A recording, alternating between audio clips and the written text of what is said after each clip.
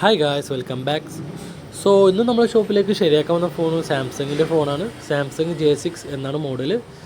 ഇതിൻ്റെ ഡിസ്പ്ലേ മൊത്തം കംപ്ലീറ്റ് ആയിട്ടാണ് വന്നിട്ടുള്ളത്. കസ്റ്റമർ 2-3 സ്ഥലത്ത് അന്വേഷിച്ചു, പക്ഷേ പഴയ മോഡലായത് കാരണം ഡിസ്പ്ലേ കിട്ടിയിട്ടില്ല. ഇതിൻ്റെ ഡിസ്പ്ലേ നമുക്ക് എങ്ങനെ എളുപ്പത്തിൽ മാറ്റാം എന്നാണ് ഈ വീഡിയോയിൽ കാണാൻ പോകുന്നത്. നമുക്ക് വീഡിയോ തുടങ്ങാം അല്ലേ. അപ്പോൾ ഡിസ്പ്ലേ മാറ്റുന്നതിന് മുന്നേ അതിൻ്റെ പഴയ ഡിസ്പ്ലേ ഫ്രെയിമിൽ നിന്ന് റിമൂവ് ചെയ്യണം. അപ്പോൾ റിമൂവ് ചെയ്യാനായിട്ട് ഇതേപോലെ സ്ക്രീൻ കാർഡിൽ വരുന്ന ഈ പ്ലാസ്റ്റിക് പോലത്തെ സാധനം കൊണ്ട് എടുക്കുമ്പോൾ വളരെ എളുപ്പത്തിൽ നമുക്ക് റിമൂവ് ചെയ്യാൻ കഴിയും.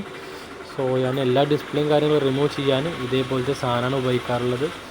പിന്നെ റിമൂവ് ചെയ്യുമ്പോൾ ശ്രദ്ധിക്കണം, പൊട്ടിയ ഡിസ്പ്ലേ ആയതുകൊണ്ട് കയ്യിൽ തട്ടാൻ സാധ്യതയുണ്ട്. എൻ്റെ കയ്യിൽ ചെറുതായിട്ട് തട്ടിയ പോലെ തട്ടാനുള്ള സാധ്യത ഉണ്ട്. അപ്പോൾ ഡിസ്പ്ലേ റിമൂവ് ചെയ്യുമ്പോൾ ഒന്ന് ശ്രദ്ധിച്ചിട്ട് വേണം എടുക്കാൻ.